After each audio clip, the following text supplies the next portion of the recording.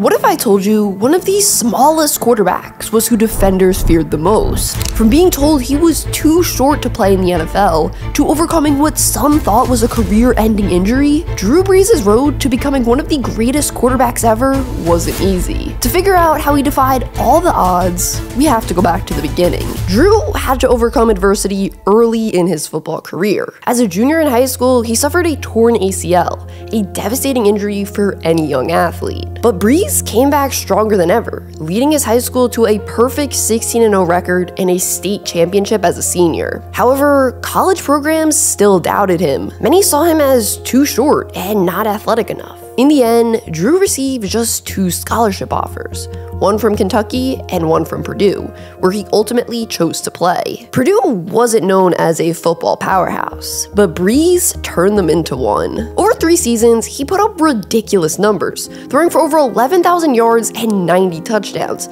shattering records and leading Purdue to their first Rose Bowl appearance since 1967. But still, despite a legendary college career, Brees wasn't a prospect most teams wanted, because once again, he was too small. He was listed at 6 feet tall, but there were reports that he was actually just 5'10". Throughout the history of the league, there had been very few quarterbacks that stood below 6 feet, and those guys weren't superstars. They didn't have outstanding careers. In fact, no quarterback under 6 feet tall had ever won a Super Bowl at that time. And let me just say, I've seen Drew Brees in person, and people saying he's not actually 6 feet makes a ton of sense to me. He is small, he is tiny, he does not look like an NFL player. He slipped all the way to the 2nd round, where the San Diego Chargers finally took him with the 32nd overall pick. Also, you might be like, why was the 32nd overall pick in the 2nd round? Aren't there 32 NFL teams? Well, when Drew was drafted, there were only 31 teams. The Houston Texans were created a year later to bring the total to the 32 that we know today. But San Diego, despite its beautiful weather, wasn't exactly a dream landing spot. You see, the Chargers were coming off a 1-15 season, which was the worst record in the NFL. Brees had his work cut out for him, and after sitting behind veteran Doug Flutie for his first year, he finally got his chance to prove the doubters wrong in 2002. Brees started the year on fire, leading the Chargers to a 6-1 start. His decision-making and leadership began to earn respect, and San Diego looked like a competitive team for the first time in years. But as the season wore on, the cracks started to show. In the final 9 games of the season, Brees threw 13 interceptions to just 8 touchdowns. He finished the year with 3,284 passing yards, 17 touchdowns, and 16 interceptions. The Chargers went from being a serious playoff contender to finishing the season just 8-8. But it wasn't all bad. In Week 6, Brees threw for 319 yards as he led the Chargers to a 35-34 victory over the Chiefs with a game-winning drive. Just a week later, he was back at it. This time, the Oakland Raiders were the victim of his game-winning drive. He led 2 more game-winning drives against the 49ers and Broncos, but after a 4-game losing streak to end the season, the Chargers front office wasn't convinced. Drew Brees was running out of time, and if he wanted to be the Chargers' long-term answer, he needed to prove it in 2003. And prove it, he, well, didn't. From the jump, 2003 didn't go according to plan. The Chargers started off 0-5 before finally winning a game only to lose 2 more. In Week 10, San Diego's front office had reached their breaking point and decided to bench Brees in favor of the 41-year-old Doug Flutie. For Brees, turnovers remained a major issue. While he did get his job back in Week 15, he didn't look good. And by the end of the season, Brees had 15 interceptions in just 11 games. The offense, despite having weapons like LaDainian Tomlinson, never found a true rhythm, and the losses piled up. The Chargers ended the season 4-12, which was tied for the worst record in the league. San Diego had seen enough, and if there were any doubts on where the Chargers stood on Brees, it was made crystal clear in April 2004. Holding the number 1 overall pick in the draft, San Diego selected Eli Manning. But there was one problem. He refused to play for them. So just minutes later, they sent Manning to the New York Giants in exchange for QB Phillip Rivers. The moment San Diego brought him in, Brees' days with the Chargers seemed numbered. Rivers was the future. This was supposed to be Brees' final season as a starter before handing the team over to Rivers. But he had other plans. From the moment the season kicked off, something was different about Drew Brees. The hesitation? Gone. The reckless turnovers? Cut down. the confidence sky high. It was like the pressure of playing for his football life flipped a switch in his game. It all started in week 4, when Brees delivered a career-best 80% completion rate and threw for 3 touchdowns in a dominant 38-17 win over the Titans. Just a week later, he dropped 34 on the Jags. The wins started piling up. Brees was efficient, smart with the football, and in total command of the offense. He ended the year with a 104.8 passer rating, the 3rd best in the NFL, while throwing for 3,159 yards, 27 touchdowns, and just 7 interceptions. The Chargers offense averaged 27.9 points per game, also the 3rd best in the NFL, as they went from a 4-12 team a year prior to a 12-4 powerhouse, winning their first AFC West title in a decade. And suddenly, the quarterback that they were so eager to replace wasn't just playing well, he was playing like one of the best in the league. The Chargers' incredible season earned them a trip to the wildcard round, where they faced off against the New York Jets. Brees played well, throwing for 319 yards and a touchdown, but the game was a brutal back-and-forth battle. Down 7 in the final minute, Brees took control, leading the Chargers down the field for a touchdown to send the game to overtime. In OT, Brees took control yet again, setting up the game-winning field goal. But then, disaster struck. Kicker Nate Kading missed the 40-yard kick. Then the Jets got a field goal, and just like that, the Chargers' season was over. It was a crushing loss, but the big question was, what would the Chargers do now? They had just spent a top 5 draft pick on Phillip Rivers, yet Brees had just led them to the playoffs and made the Pro Bowl. Instead of handing the team over to Rivers in 2005, they gave Brees 1 more year under center, basically making him play for his job again. This was Drew's last chance to prove that he, not Rivers, deserved to be the guy in San Diego. And that's exactly what he did. Brees finished the season with 3,576 passing yards, 24 touchdowns, and just 15 interceptions, posting a career-best 64.6% completion rate. He wasn't just playing well, he was playing at a franchise quarterback level. But in the final week of the season, everything changed. Against the Denver Broncos, Brees scrambled to recover a fumble, and was hit hard while diving for the ball. He dislocated his throwing shoulder, damaged his rotator cuff, and tore his labrum. It was, and still is, one of the worst injuries a quarterback could suffer. It was devastating. Despite his solid season, his career was in serious jeopardy. The surgery he had to undergo to fix it was intense. The surgeon used 12 anchors, the most he had ever had to use to stabilize the QB's shoulder. According to multiple doctors, he only had a 25% chance to play again. So the Chargers had a big decision to make.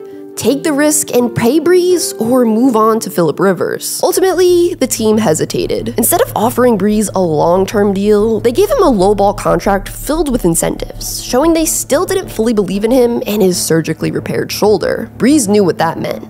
His time in San Diego was over. In the span of a few months, he went from being the face of the franchise to being shown the door. But little did Drew know, this would be the best thing that ever happened to him. In free agency, only 2 teams were interested in Brees, the Saints and the Miami Dolphins. Miami was actually about to sign him, but he failed his physical with the team, and the Dolphins doctors didn't think he would be able to play. So they passed on him in favor of trading for Dante Culpepper. That left New Orleans, a franchise that had just been devastated by Hurricane Katrina.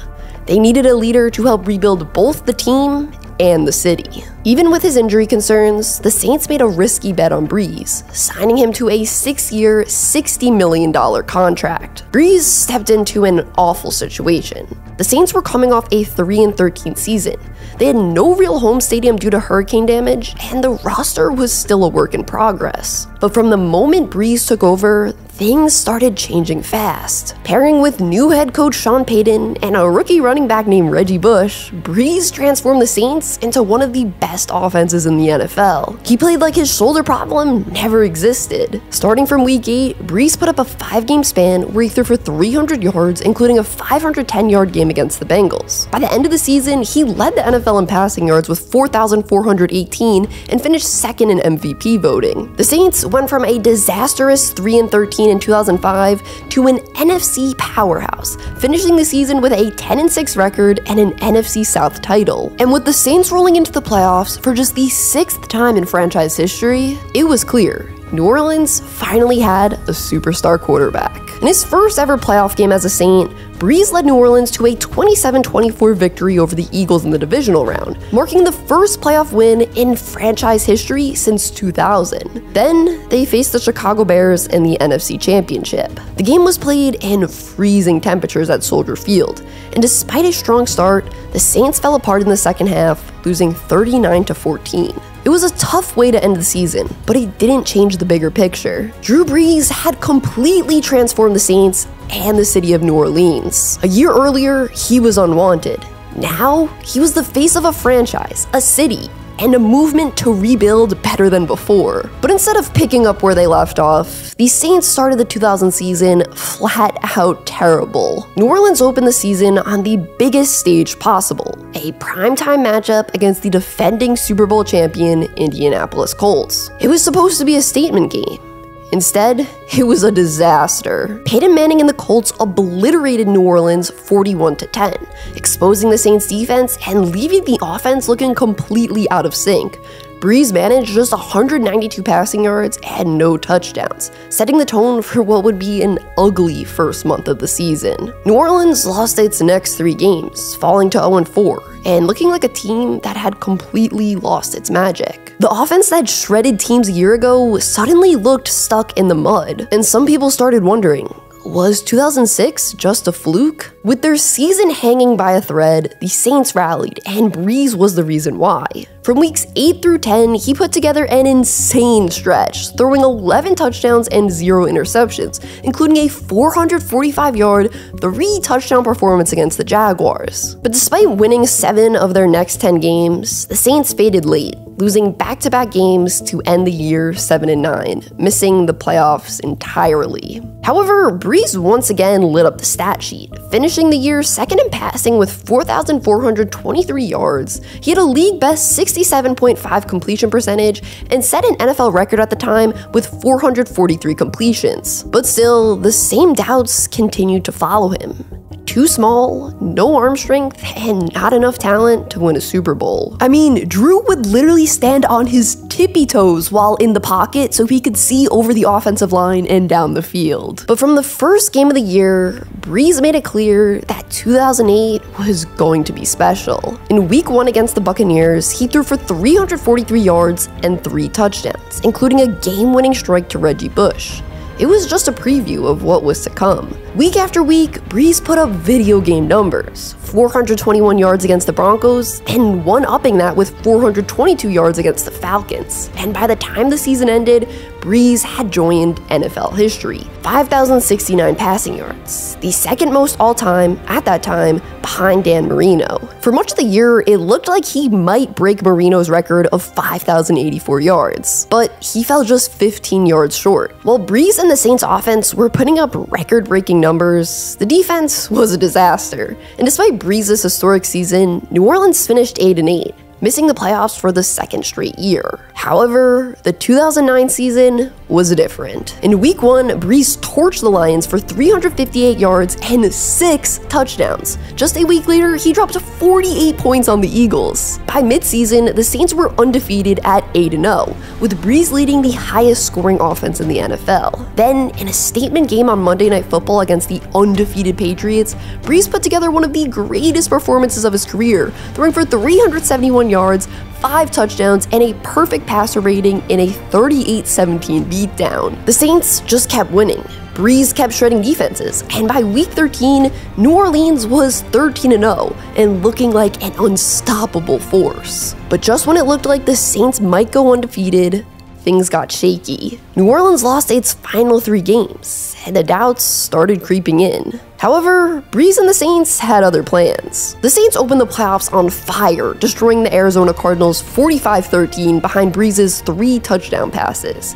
Then, in the NFC Championship, they faced Brett Favre and the Vikings in a brutal back-and-forth battle that went to overtime. But thanks to a crucial interception by Tracy Porter and a clutch field goal, the Saints won 31-28, sending New Orleans to its first ever Super Bowl. Now, it was time for the biggest test: Peyton Manning and the Indianapolis Colts. After falling behind early, the Saints clawed back with one of the boldest plays in Super Bowl history, an onside kick to start the second half. Brees then took over, completing 32 of 39 passes for 288 yards and 2 touchdowns, carving up the Colts defense left and right. Then, with the Saints leading 24-17 late in the fourth quarter, Tracy Porter picked off Peyton Manning and took it all the way back for the game-sealing touchdown, as the Saints went on to win 31-17. Drew Brees just led New Orleans, a city that had been through so much, to their first ever Super Bowl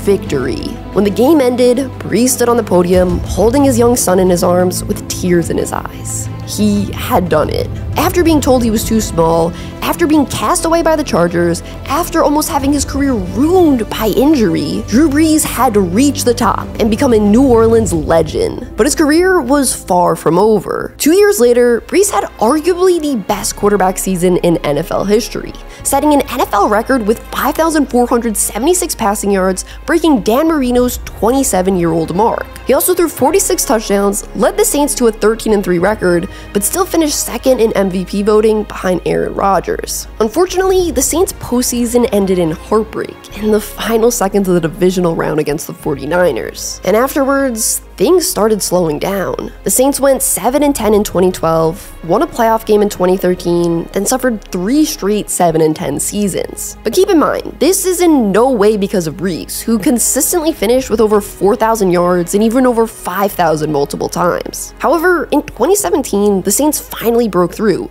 going 11-5 and reaching the divisional round. But early on, the Saints couldn't move the ball. Brees threw an interception, and Minnesota's defense was playing well. By halftime, New Orleans was down 17-0. But if there's one thing you never do, it's count out Drew Brees. In the second half, he came alive. Brees led 3 second-half touchdown drives, threading the ball into tight windows, picking apart the Vikings defense, and dragging the Saints back from the dead. And with just 25 seconds left, New Orleans kicked a field goal to go up 24-23. The game was over, right? Right? Right? Right? Brees stood on the sideline, stunned. In less than 10 seconds, his brilliant comeback had been wiped away. His shot at his second Super Bowl, gone in an instant. But the worst part is, things were about to get even more heartbreaking the following year. The Saints had reached the NFC Championship game. Then, with under 2 minutes left, this happened. Blatant pass interference, but no flag came. This forced the Saints to settle for a field goal instead of a game-sealing touchdown. When the Rams got the ball back, they tied the game and won in overtime. So Brees was robbed of yet another Super Bowl appearance. Despite being in his 40s, Drew still played at an elite level in 2019 and 2020.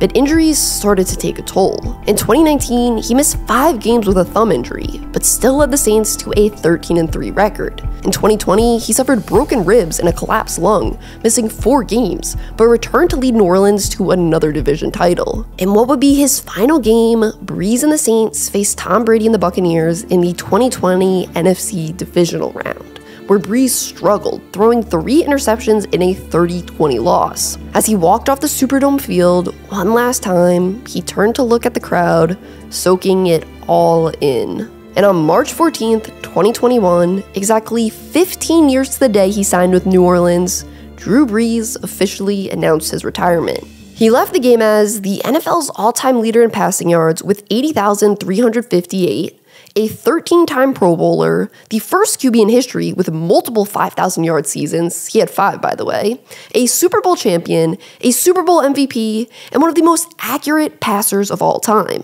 But more than these stats, records, and accolades, Drew Brees changed New Orleans forever. He arrived when the city was broken after Hurricane Katrina, and over the next 15 years, he gave them hope, inspiration, and even a championship. What makes his accolades even more impressive is the fact he can't even throw with his right arm today. That nearly career-ending injury? Well, it messed up his arm pretty good. It put him on the fast track to a degenerative shoulder and all kind of arthritic changes. So when he plays catch with his sons, he has to throw with his left hand. I mean, how crazy is that? Drew was out there breaking records with a shoulder that he wasn't even going to be able to use properly in a few years. Crazy. Speaking of short kings, one of Drew Brees' teammates was actually one of the shortest players to ever play in the NFL. He was actually laughed at by scouts at the NFL Combine when he was measured because he was so small. It's a crazy inspirational story. He was actually so dominant. If you want to learn about his whole story, check out this video up here.